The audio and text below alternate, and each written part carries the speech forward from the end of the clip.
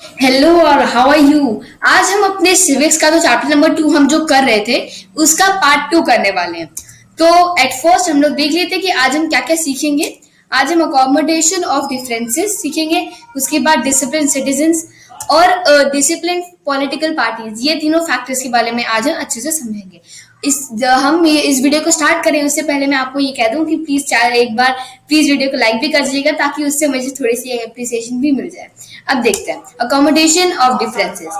अब जो democratic government होती है उससे आप सबको पता है कि जिस पार्टी को सबसे ज्यादा वोट मिलते हैं, जिसको मेजोरिटी वोट मिलते हैं, वही डेमोक्रेसी यानी लोकतंत्र को, सरकार को चलाती है। अब क्वेश्चन आता है कि माइनॉरिटी का क्या करें, जिसने वोट नहीं दिया, माइनॉरिटी जिसने वोट नहीं दिया उसका हम क्या करें। अब क्या उसको हम इग्नोर कर सकते हैं? ऐसा बिल्कुल नहीं, ऐसा नहीं कर सकते। एक डेमोक्रेसी में, एक कोई भी एक डेमोक्रेसी में आप हर ग्रुप को, आपको कितना भी छोटा ग्रुप हो, कितना भी छोटा माइनॉरिटी हो, दैट उसको आप इग्नोर नहीं कर सकते। उसे अपनी, उसका पूरा राइट है कि वो अपना ओपिनियन आपके साथ डिस्कस करे, अपनी अपनी आवाज उठाए हर एक प्रॉब्लम पे या फिर हर एक इशू जो वो फेस कर रहा है। ठीक है, और हर व्यक्ति को अपने राइट्स और व्यूज की रिस्पेक्ट करनी चाहिए कि दूसरा व्यक्ति क्या कहना चाह रहा है और वो उसके उस चीज पे क्या क्या उसके व्यूज हैं। और in ancient time also India has been known for its tolerance. वो बहुत लोगों को, बहुत चीजों को टॉलरेट करता है।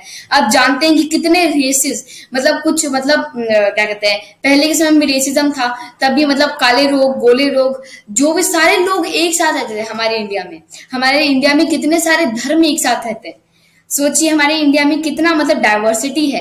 और सब लोग देखिए, जैसे आप कोई और भी कंट्री लेंगे उसमें एक ही तरह के लोग रहते हैं, जैसे मतलब आई मीन कि एक तरह के लोग रहते हैं, एक तरह का पूरा कम्युनिटी रहता है। लेकिन यहाँ पर there are different types of community, different type of races live here. तो यहाँ पर आप देख रहे हैं कि कितना डाइवर्सिटी है, तब भी हमारी India is known for its unity in diversity. I hope you are getting it. और इंडिया में सब लोग जो है वो अपना आइडियाज एक्सप्रेस करने में उनको पूरा राइट है। सो India's diversity and unity in diversity, I would say, it makes it really unique in the world. So next comes disciplined citizens.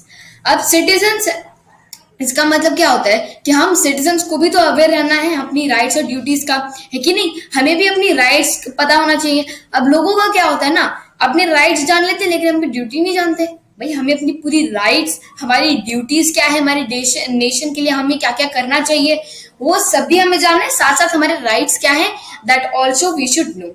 और they all should be willing to fight for their rights. अगर मान लो हम लोगों को क्या है कि we can take justice on any topic. अगर हमें जस्टिस चाहिए तो अगर आप क्या कहते हैं, हाई कोर्ट से आप सुप्रीम कोर्ट भी जा सकते हो अगर आपको जस्टिस नहीं मिला तो। हमारे यहाँ जस्टिस है, तो जस्टिस के लिए वो अपने राइट्स के लिए लड़ सकता है। अगर मान लो एक व्यक्ति को अपने राइट्स नहीं दी जा रहे हैं, अगर उसको अपने राइट्स से वंचित रखा जा रहा है, तो ही और she can go to the court and then just complain कर सकता है और उसके बाद उसे अपने राइट्स भी मिलेंगे। दैट मतलब आई मीन कि उसे वो अपने कंप्लेन कर सकते हैं कि उसे अपने राइट्स नहीं दी जा रहे हैं, जो सिटीजन्स को राइट होते हैं वो उसे नहीं मिल रहे हैं। I hope you are getting it. और मोस्ट इंपॉर्टेंट, जैसे मैंने अभी जस्ट कहा था कि हमें अपनी, जैसे कि हम लोग अपने राइट्स के प्रति फाइट करते हैं, तो हमें अपनी ड्यूटीज को भी परफॉर्म करने के लिए तत्पर रहना चाहिए। हमें इनिशिएटिव जरूर लेना चाहिए कि हम लोग क्या क्या सेवा कर सकते हैं देश की, क्या क्या हम अपनी ड्यूटीज को पूरा कर सकते हैं। Because rights, duties are also as important as the rights. ठीक है। और सेकेंड इज कि वायलेंस और use of force is has no place in the democracy. Democracy में कोई भी वायलेंस या फिर फोर्स का यूज करना बिल्कुल ठीक नहीं है। अगर मान लीजिए आपको कोई बात इसकी पसंद नहीं आई, आई मीन गवर्नमेंट की पसंद नहीं आई, तो you can protest regarding it. You can not create violence according to democracy. एक डेमोक्रेसी में यू शुड प्रोटेस्ट, आप अपनी ओपिनियन जारी कर सकते हैं, आप अपनी वॉइस उठा सकते हैं, लेकिन यू कैन नॉट क्या कहते हैं, वायलेंस और use force in a democracy.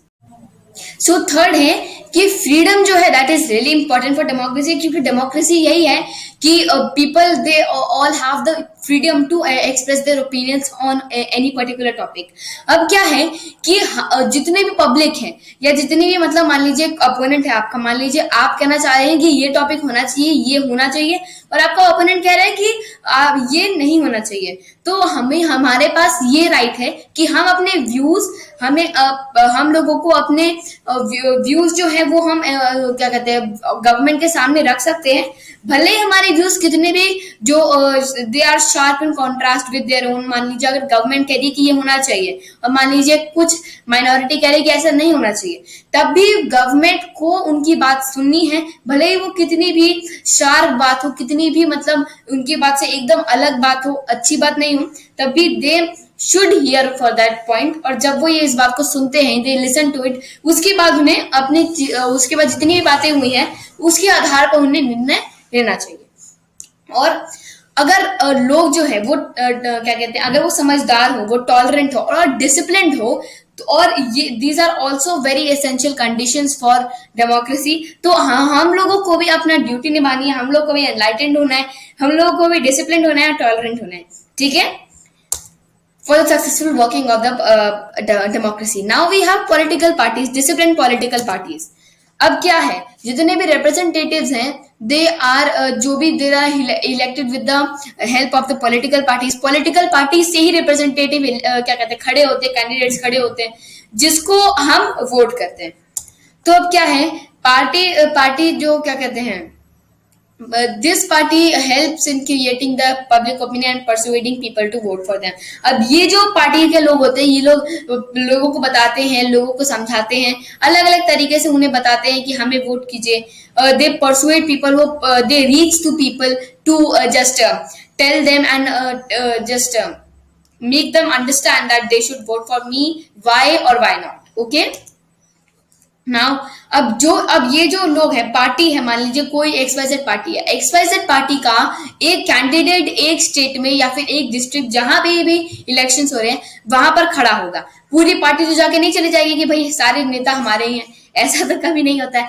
लेकिन फ्रॉम दैट एक्सवाइजेड पार्टी उससे एक व्यक्ति वहां उस डिस्ट्रिक्ट में या एक स्टेट में उस कंट्री में इलेक्शन के लिए खड़ा होगा कैंडिडेट के लिए, एज अ कैंडिडेट, और वहां पर वो एक्सप्लेन करेगा कि आप मुझे क्यों चुने और क्यों ना चुने, आप मेरे अंदर आपको क्या मिलेगा अगर मैं गवर्नमेंट में आ जाऊं, अगर मेरी सरकार रहेगी तो हम क्या क्या करने वाले हैं। तो ये सब उन्हें बताते हैं और they approach to people to क्या कहते हैं tell them to vote for them, okay. तो अब ये जो पार्टी है, जो पॉलिटिकल पार्टीज है, अगर ये सब डिसिप्लिन है, वेल ओरिएंटेड है, तो फिर इलेक्शन जो है बहुत स्मूथ चलेंगे, जो गवर्नमेंट है वो बहुत स्मूथ अच्छे से चलेगी। क्योंकि अगर मान लीजिए पॉलिटिकल पार्टीज डिसिप्लिन है, दे आर वेल ओरिएंटेड, और जो लोग हैं नॉलेजेबल हैं, तो फिर आप सब एकदम समझ सकते हैं, एकदम क्लियर रास्ता है कि the democracy will work very well. अगर मान लीजिए discipline citizens are enlightened, discipline, और पॉलिटिकल पार्टीज भी डिसिप्लिन है, तो you know it will be such a great democracy. I hope you are getting my point. अगर आपको कुछ समझ नहीं आ रहा तो please don't hesitate, because I need your doubts. I want to answer all your doubts because I'm always there to answer all your doubts. I love to read all your comments. अगर आपको basically अगर आपको कोई भी चीज समझ नहीं आ रही है, कुछ आप चाहते हैं कि मैं रिपीट करूं, तो please do comment it in the comment section, then I will repeat it और try to take it in the next civics video or in any other video. तो नेक्स्ट बहुत ही इंपॉर्टेंट पॉइंट आता है कि जो भी पॉलिटिकल पार्टीज हैं उन्हें किसी भी रिलीजन पे, किसी भी कास्ट पे या फिर रीजन पे लोगों को भड़काना नहीं चाहिए। क्योंकि मेनी ऑफ देम वो क्या करते हैं ना, पॉलिटिकल पार्टीज क्या करती हैं कि लोगों को बोलती हैं, स्पीच देती हैं कि भाई हम इस रिलीजन के हैं, आप मेरे लिए वोट कीजिए, जी आप इस रिलीजन के, हम भी वही रिलीजन के, आप हमको वोट कीजिए, अरे आप इस कास्ट के, हम भी उसी कास्ट के, आप हमें वोट कीजिए, अरे हम भी आप जहां रहते हैं हम उसी राष्ट्र, हम उसी भी राज्य के, आप भी उसी राज्य के, हमें वोट दीजिए। भाई इससे जो है डायरेक्टली या इनडायरेक्टली आप लोगों को भड़का रहे हो ताकि वो भेदभाव करें एक रिलीजन के बंदे से और दूसरे रिलीजन के बंदे से, एक कास्ट से दूसरी कास्ट से, या फिर एक रीजन के एक रीजन से, क्योंकि इससे इनडायरेक्टली आपका राष्ट्र का ही तो लॉस हो रहा है। जब लोग भड़क गए हैं, लोग अपने ही लोगों से लड़ाई करने लग गए हैं, तो आप कैसे मतलब कैसे राष्ट्र का फायदा होगा। I hope you are getting it. और मोस्ट इंपॉर्टेंट कि जो पॉलिटिकल पार्टीज है तो उन्हें जो है अपने आप से पहले नेशन को देखना चाहिए। For them they should be nation first, nation first, ये उनकी टैगलाइन होनी चाहिए। मेरे लिए तो मैं तो कहती हूँ कि उन सबको नेशन को पहले देखना चाहिए, उनके लिए everything should be for nation. क्योंकि अगर राष्ट्र अच्छा रहेगा तभी ना सब कुछ होगा। अगर राष्ट्र आपका नहीं रहेगा तो कहाँ इलेक्शन होंगे, कहाँ आप जीतेंगे, कौन से राज्य में आप जीत पाएंगे। I hope you are getting it. अगर कोई डाउट आ रहा है दिमाग में तो प्लीज कमेंट कीजिएगा। अब देखते हैं या so that's all for today. Thank you so much for watching. अगर आपको कुछ किसी चीज में कोई डाउट है तो प्लीज यस कमेंट कीजिएगा। सॉरी मैं तीसरी बात बोल रही हूँ, लेकिन या अगर कोई दूसरा वीडियो बहुत जल्दी आने वाला है बिल्कुल उसको जरूर देखिएगा। उसमें हम बेसिकली शायद से टॉपिक एकदम खत्म करने वाले हैं। उसकी सबसे बढ़िया बात ये होने वाली है कि उसमें मैं लगान के बारे में आपको पढ़ाने वाली हूँ। आई मीन हम लोग लर्न करेंगे लगान के बारे में। लगान मतलब मूवी। अगर आप चाहें, अगर आप फ्री हैं तो लगान का मूवी जरूर देखिएगा, आपको उससे कहीं ना कहीं कुछ मजा आएगा उसको पढ़ने में। तो उसके बाद जब आप मेरा वीडियो देखेंगे तो आपको अच्छे से समझ भी आएगा, ठीक है। और हाँ मोस्ट इंपॉर्टेंट, आप हमारा प्लेलिस्ट जरूर चेक कीजिएगा, उसमें 20 से ज्यादा वीडियो है, उसमें हमने अलग अलग चैप्टर्स कंप्लीट किए हैं, तो उनको जरूर से देखिएगा।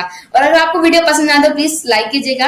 अगर आपके आसपास में कोई ऐसा दोस्त है जिसको इस वीडियो से थोड़ी सी मदद सकती है या फिर कॉन्सेप्ट में क्लैरिटी आ सकती है तो please do share it with them, because you know sharing is caring. And if you like these educational videos, आप अगर आपको ऐसे अच्छे वीडियो पसंद है, एजुकेशनल वीडियो पसंद है, तो प्लीज प्लीज चैनल को सब्सक्राइब कीजिएगा।